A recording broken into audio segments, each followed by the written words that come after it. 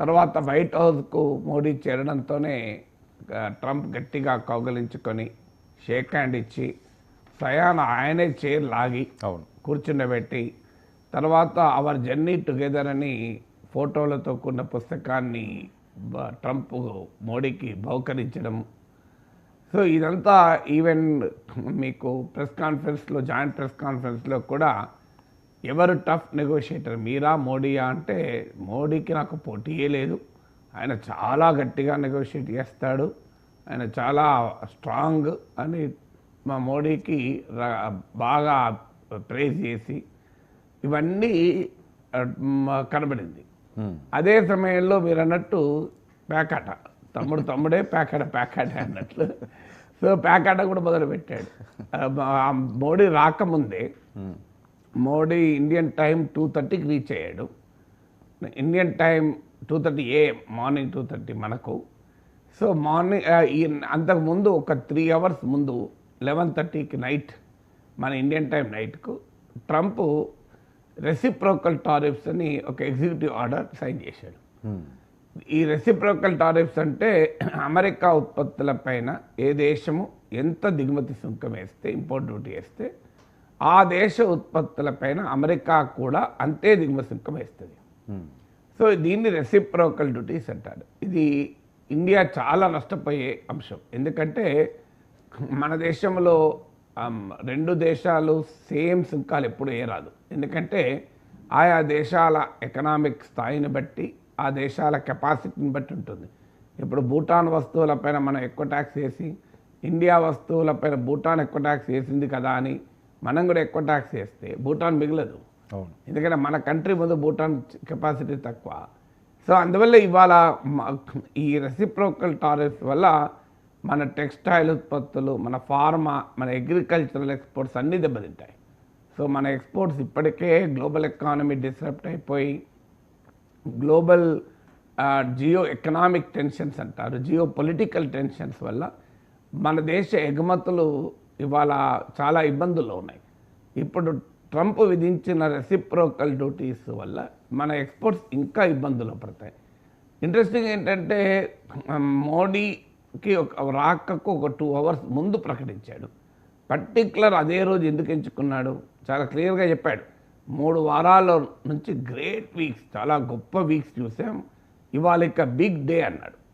Big day అని India is the biggest charger, India is the tariff king అని గతంలో అన్నది మళ్ళీసారి అన్నాడు. మోడీ సమక్షంలో మోడీ ఉండగా ప్రెస్ కాన్ఫరెన్స్లో మళ్ళీ భారతదేశం biggest charger, India is the biggest abuser of tariffs అన్నాడు. హార్లీ డేవిడ్సన్ మోటార్ సైకిళ్ళ పైన, ఐఎన్ కార్ల పైన కొంత తగ్గించినా ఇంకా చాలా ఎక్కువగా ఉన్నాయి సుంకాలు, తగ్గించాల్సిందే అని వ్యాఖ్యానించారు. సో అందువల్ల మీరు అన్నట్లు తమ్ముడే ప్యాకాటే కరెక్టే అది. ఎందుకంటే క్లియర్గా మోడీకోమో తారీఫ్, భారతదేశానికేమో టారిఫ్ ఇచ్చాడు. మోడీకి మామూలు తారీఫ్ కాదు, మోడీని పొగిడాడు, భారతదేశాన్ని అటాక్ చేశాడు. ఇదొక తెలివైన అమెరికన్ డిప్లొమసీ. సో అమెరికా నాకు ఇప్పటికి గుర్తు హార్వర్డ్ బిజినెస్ రివ్యూకు, ఇది ప్రపంచంలో ఒక ప్రఖ్యాత journal Harvard Business Review. Harvard Business రివ్యూకి ఒక ఆర్టికల్ పంపాను, నాకు రిప్లై వచ్చింది mail, congratulations for sending a very interesting article అని. ఈసారి నేను చూసేది నేను ఏమనుకుంటాను, నా ఆర్టికల్ పబ్లిష్ అయిపోతుంది అనుకుంటాను. Congratulations professor, thank you very much for sending and very interesting and exciting article, we really enjoyed reading your article. ఇక్కడ వరకు అయితే నేను ఏమనుకుంటా, పబ్లిష్ అయిపోతుంది అనుకుంటా. తర్వాత నెక్స్ట్ వర్డ్ ఏంటంటే, unfortunately we're not able to accommodate your article, అంటే మేము మీ ఆర్టికల్ ప్రచురించలేము. We're sure that your article will get published in a very good journal అంటే మళ్ళీ తారీఫ్, 2 తారీఫ్ల మధ్య ఒక తారీఫ్ పెట్టాడు. That is way how Americans communicate. మీకు అమెరికన్ డిప్లొమసీలో ఉన్న తెలివైనతనం అంటే ఒకవైపేమో మోడీ పైన ప్రేజెస్, మరోవైపేమో ఇండియా పైన ప్రెషర్స్. సో మనం ఉబ్బితబ్బిబ్బైపోకూడదు. మనకు మన రాజకీయ నాయకులకు కావాల్సింది పబ్లిసిటీ. నేను దాకా ఇప్పుడు సోషల్ మీడియాలో ఏంటి, ఆహా మోడీ, ఓహో మోడీ, జయహో మోడీ, జయహో మోడీ అంటూ చూడు ట్రంపే చేరులాగాడు, ట్రంపే పేర్చుకున్నాడు, ట్రంపే కౌగలించుకున్నాడు, ట్రంపే సెకండ్ ఇచ్చాడు. ఈ కొలోనియల్ మైండ్ సెట్ నుంచి మనం బయటపడాలి. మన పార్లమెంటుకు ప్రసంగించడానికి ప్రెసిడెంట్ ఒబామా వస్తే మన ఎంపీలు తొక్కిసలాట. ఎందుకు? ఒబామాతో షేక్ హ్యాండ్ ఇవ్వడానికి. ఒబామాతో షేక్ హ్యాండ్ ఇవ్వడానికి మీద పడ్డారు ఎంపీలు. లిటరల్లీ స్టాంపీడ్ అయింది, లిటరల్లీ తొక్కిసలాట. అంటే ఈ కొలోనియల్ మైండ్ సెట్. ట్రంప్ పొగిడితే ఏమవుతుంది? How does it matter? Trump పొగడత కన్నా మోడీ చాలా గొప్పవాడు. ట్రంప్ పొగిడితే గొప్పవాడు కాలే. ఈ దేశంలో 3 ఎన్నికల్ని అప్రతిహతంగా గెలిచి వచ్చినటువంటి ఒక నాయకుడు. 2024 ఎన్నికల్లో 60 సీట్లు తగ్గినా అద్భుతంగా తర్వాత 3 రాష్ట్రాల అసెంబ్లీ ఎన్నికలు గెలిచాడు. ఇప్పటి వరకు తిరుగులేని నాయకుడు. There is no alternative, TINA factor అంటారు. ఇవాళ నరేంద్ర మోడీకి ప్రత్యామ్నాయమే లేడు భారతదేశంలో. One of the most popular prime ministers of the country. Indian హిస్టరీలో బహుశా నేను కంపారిజన్ చేయకూడదు చరిత్రలో ఒకరిని ఇంకోరిని, but is definitely one of the most popular prime ministers of the country. కోట్లాది మంది అభిమానాన్ని పొందడం కన్నా ట్రంప్ కౌగలించుకుంటే ఎక్కువ పాపులారిటీ వస్తుందా? ట్రంప్ షేక్ హ్యాండ్ ఇస్తే పులకరించిపోవాలా మనం? ట్రంప్ కౌగలింతలకు పులకరింతలకు చేర్లాగుడుకు మనం పులకరించిపోవాల్సిన స్థాయిలో భారతీయులు ఉండాల్సిన అవసరం లేదు. This is make India great again. నేర్చుకోండి. ఎందుకు ఈ కొలోనియల్ మైండ్ సెట్? ట్రంప్ కౌగలించుకుంటే, ట్రంప్ షేక్ హ్యాండ్ ఇస్తే, ట్రంప్ చైర్ లాగితే, ట్రంప్ సంతకం పెడితే, ట్రంప్ నవ్వితే, ట్రంప్ దగ్గితే, తుమ్మితే కూడా మనం కింద మీద అవడం ఎందుకు? నాకు అర్థం కాదు. అందువల్ల ఈ సోషల్ మీడియా ఉన్మాదం మంచిది కాదు. అందువల్ల Modi doesn't need a certificate from Trump. అందువల్ల ఎందుకు ఇంత పొగిడాడు కదా, మై గుడ్ ఫ్రెండ్ అన్నాడు, వీ మిస్ యూ అంటూ మాట్లాడాడు. స్వయాన తానే తన విదేశాంగ మంత్రి మార్క్ రూబియోకు, ఇలాన్ మస్క్ వీళ్ళందరికీ పరిచయం చేశాడు. వీ మిస్ యూ అని మనకు అదే స్టూడెంట్ నెంబర్ 1లో పాట ఉంది. వీ మిస్ యూ అని ఫేర్వెల్ మీటింగ్లో స్టూడెంట్స్ టీచర్ల పైన మా తోటి స్టూడెంట్స్ పైన పాట పాడుకుంటారు. ఇవన్నీ కరెక్టే. కానీ అల్టిమేట్గా సబ్స్టాన్షియల్గా ఏం జరిగింది?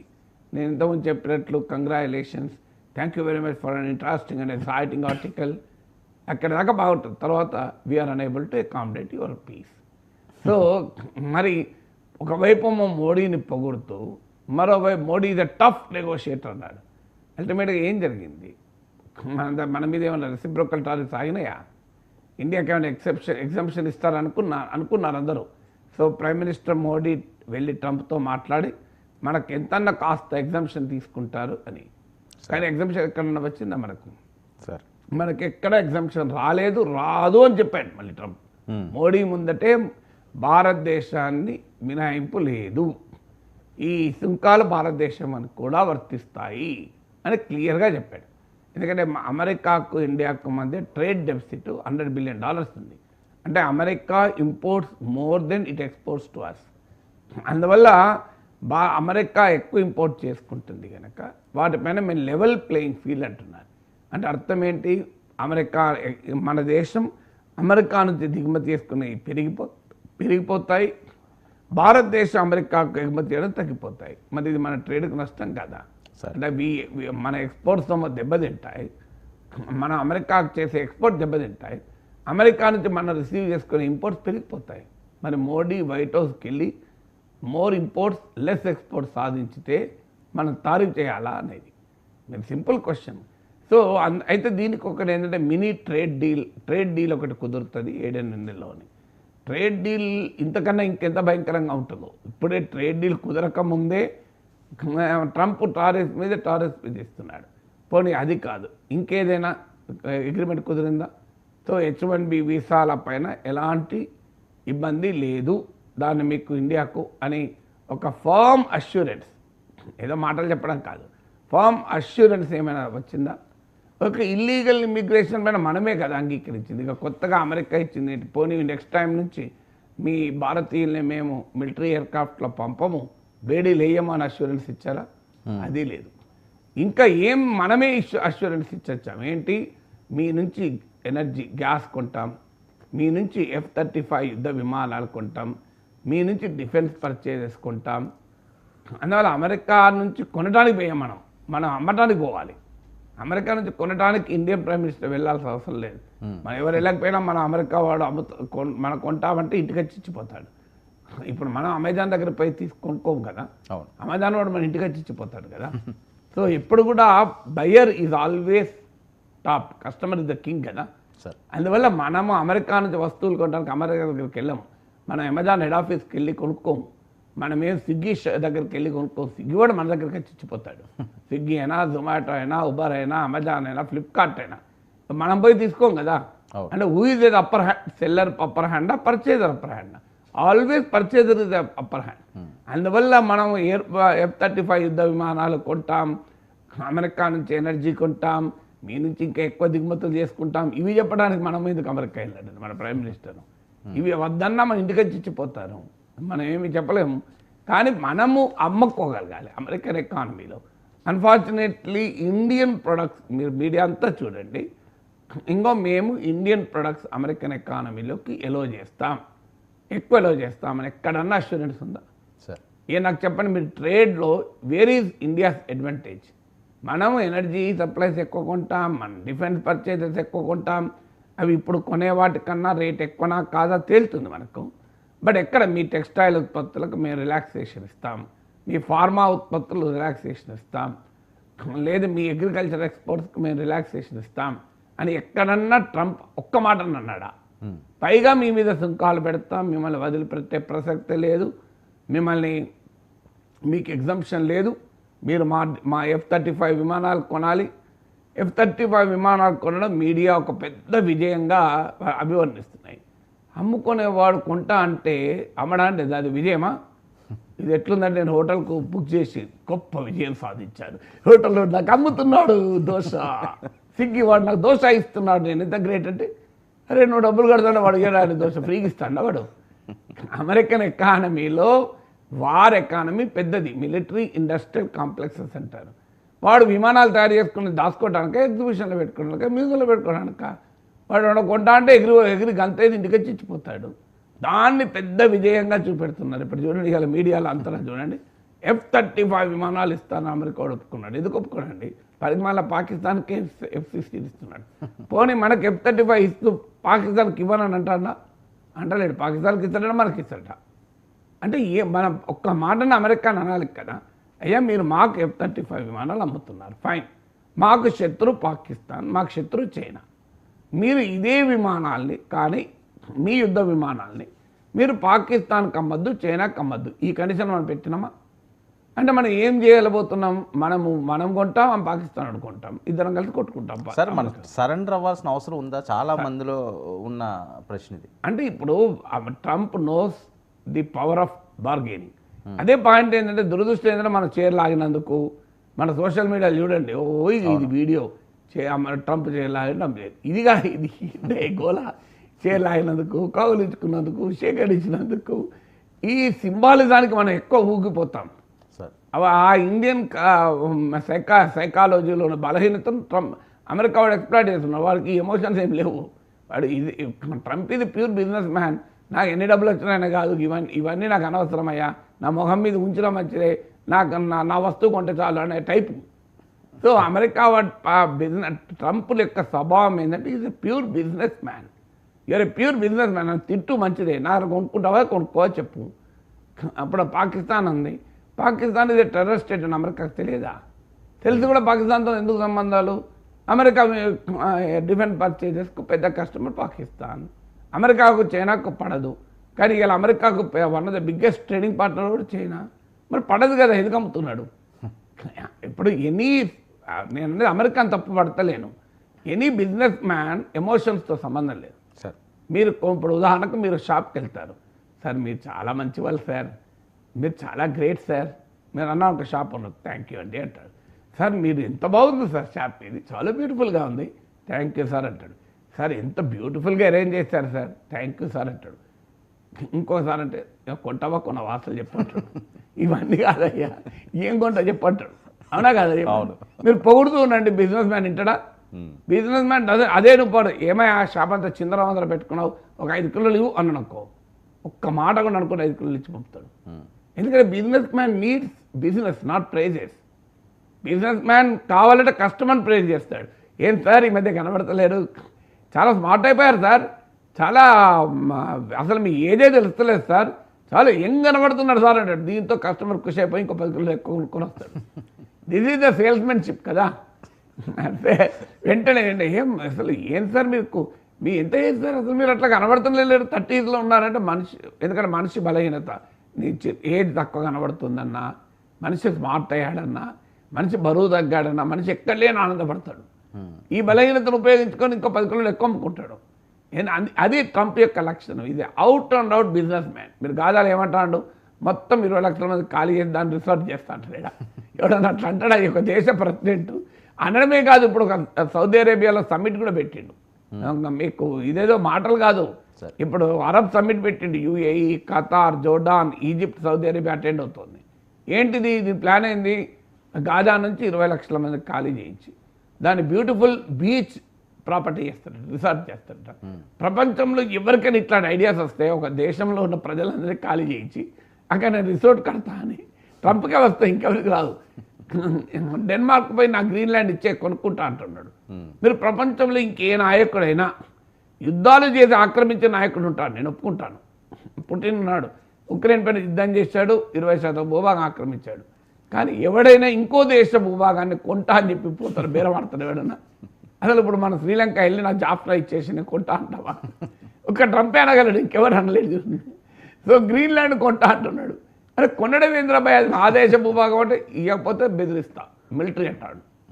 నువ్వు అమ్మితే అమ్మకపోతే దాడి చేస్తా అంటున్నాడు. సో ప్రపంచంలో ఇట్లా ఎక్కడనే ఉంటారా, పనామా కాలువ నాకు ఇచ్చేయంటాడు. నాకు అసలు మీరు ఏదైనా చూడండి, ట్రంప్ ఉక్రెయిన్కి ఆయుధాలు ఇస్తా, కానీ నీ దగ్గర లీథియం ఇచ్చాయి, నీ దగ్గర ఉన్న యురేనియం ఇచ్చాయి, నీ దగ్గర ఉన్న రేర్ ఎర్త్ మెటల్స్ ఇస్తేనే నీకు నేను ఆయుధాలు ఇస్తా అని ఓపెన్గా బార్గెనింగ్ కదా. ఇప్పుడు ఉక్రెయిన్ బార్గెన్ అదే, గాజా బార్గెన్ అదే, పనామా బార్గెన్ అదే, డెన్మార్క్ బార్గెన్ అదే. Because Trump is out and out business man. Trump అందువల్ల ట్రంప్ ఇండియాతో కూడా ఏమి మంచిగా హాయిగా మన ప్రైమ్ మినిస్టర్ని కౌగిలించుకున్నాడు, మన ప్రైమ్ మినిస్టర్ని మెచ్చుకున్నాడు, షేక్ హ్యాండ్ ఇచ్చిండు. సో చాలా గ్రేట్ మ్యాన్ అన్నాడు. మనం పొగిడి లాస్ట్కి మన చేతిలో F-35 విమానాలు కొనుక్కో, మా గ్యాస్ కొనుక్కో అని చెప్పి పంపించాడు. మనం పోయినందుకు ఆనందపడి కొనేసుకుంటా ఉన్నాం. అందువల్ల ఈ ఇంగ్లీష్ ఈ వెస్ట్రన్ డిప్లొమసీ చాలా ప్రమాదకరం. బ్రిటిష్ వాడు 200 ఏళ్ళు పాలించి పోయేటప్పుడు sorry we are rule you for 200 years అన్నట. అంటే మన వాళ్ళు మొహమాటపడి దానికే ఉందండి మీరు అంత ఫీల్ కాకనే మళ్ళీ కూడా రావచ్చు కావాలంటే. సో అందువల్ల అదే style sorry we are rule for you for 200 years అంటాడు. అంటే ఒక్కసారితో 200 ఏళ్ళ దుష్పరిపాలన, వలస పాలన మర్చిపోమంటున్నాడు. This is how the western diplomacy works. మనం జాగ్రత్త పడాల్సింది. Trump is an out and out businessman. కాంక్రీట్గా ఇప్పుడు అమెరికాకి ఏమొచ్చింది, ఇండియాకి ఏమొచ్చాయి? ఇండియాకి ఏమైనా వచ్చిందా? టారిఫ్ తగ్గించాడా? నో. H-1B వీసాల పైన మన ఫియర్స్ని ఆపాడా? నో. మన ఇల్లీగల్ ఇమిగ్రెంట్స్ పంపించేటప్పుడు గౌరవంగా పంపిస్తాను ఒప్పుకున్నాడా? నో. మన శత్రువైన పాకిస్తాన్కు సాయం చేయని ఆపుతానన్నాడా? నో. నాకు చెప్పండి డేట్లు మరి. వాడు టెర్రరిస్ట్ని రిటర్న్ చెప్తా అన్నాడు. సో అది ఆ టెర్రరిస్ట్లను అమెరికా ఉంచుకొని ఏం చేసుకుంటాడు? వాడికి కూడా ప్రమాదమే. సో తీసుకపోరా అన్నాడు. సో నీకు ఇక మనమేమి ఇచ్చాం? అమెరికా నుంచి F-35 విమానాలు కొంటాం, అమెరికా నుంచి ఇంకా డిఫెన్స్ పర్చేసెస్ కొంటాం, అమెరికా నుంచి గ్యాస్ కొంటాం, ఎనర్జీ సప్లైస్ కొంటాం. ఇవి కదా మనం చెప్పింది. ఇప్పుడు లాస్ట్కి ఎవడు అమ్మాడు, ఎవడు కొన్నాడు, లాస్ట్ తేలాది బ్యాలెన్స్ షీట్ అదే కదా. మనం ఇప్పుడు ఈ మోడీ ట్రిప్పుతో జరిగింది ఏంటి? మోడీ ట్రంప్ దగ్గరికి వెళ్ళకముందే అమెరికా హార్లీ డేవిడ్సన్ మోటార్ సైకిళ్ళ పైన 70%, 50% తగ్గించాము. టెస్లా లాంటి కార్ల పైన 125%, 70% తగ్గించాము. ఇప్పుడు ఇంకా తగ్గించబోతున్నాను ట్రేడ్ డీల్ పేరిట. సో మీరు కావాలంటే ఒక 1 year తర్వాత చూడండి, నేను ఛాలెంజ్ చేస్తా. మీరు ఇండియన్ ఎక్స్పోర్ట్స్ టు అమెరికా పెరిగాయా, ఇండియన్ ఇంపోర్ట్స్ ఫ్రమ్ అమెరికా పెరిగాయా మీరు చూడండి. అంటే మనము అమెరికాకి ఎక్కువ ఎగుమతి చేస్తామా, అమెరికా మనకు ఎక్కువ ఎగుమతి చేస్తుందా? 1 year తర్వాత చూడండి, ఖచ్చితంగా చెప్పగలిగాను. అమెరికా మనకు ఎక్కువ ఎగుమతి చేస్తుంది. మన ఎక్స్పోర్ట్స్తో పోలిస్తే అమెరికా నుంచి మనం ఇంపోర్ట్ చేసుకుని పెరుగుతుంది. ఇక దీనికి వాడు చేరైనా లాగుతాడు, చేరేమన్నది భుజం మీద కూడా ఎత్తుకుంటాడు కావాలంటే. మన ప్రైమ్ మినిస్టర్ భుజం మీద ఎత్తుకొని బ్రహ్మాండ ప్రదర్శన కూడా చేస్తాడు ట్రంప్. దానికి అభ్యంతరం లేదు ట్రంప్కు, ఎందుకంటే ఈ అల్టిమేట్లీ వాంట్స్ టు సెల్. అందువల్ల ఎవరినైనా పొగుడుతాడు, ఎవరినైనా దించుతాడు. పుట్టిన పొగుడుతలేడా ఎవరిని పోవడం జింపింగ్ కూడా పొగిడి నిన్న ఏదో అంటే తన బద్ధచిత్రాన్ని జింపింగ్ కూడా పొగిడాడు. సో అందువల్ల we should not go by emotion, symbolism కాదు, we should go by substance. అందువల్ల భారత ప్రభుత్వం నుంచి కోరేది ఏంటంటే, అయ్యా మోడీ పర్యటన వల్ల భారతదేశానికి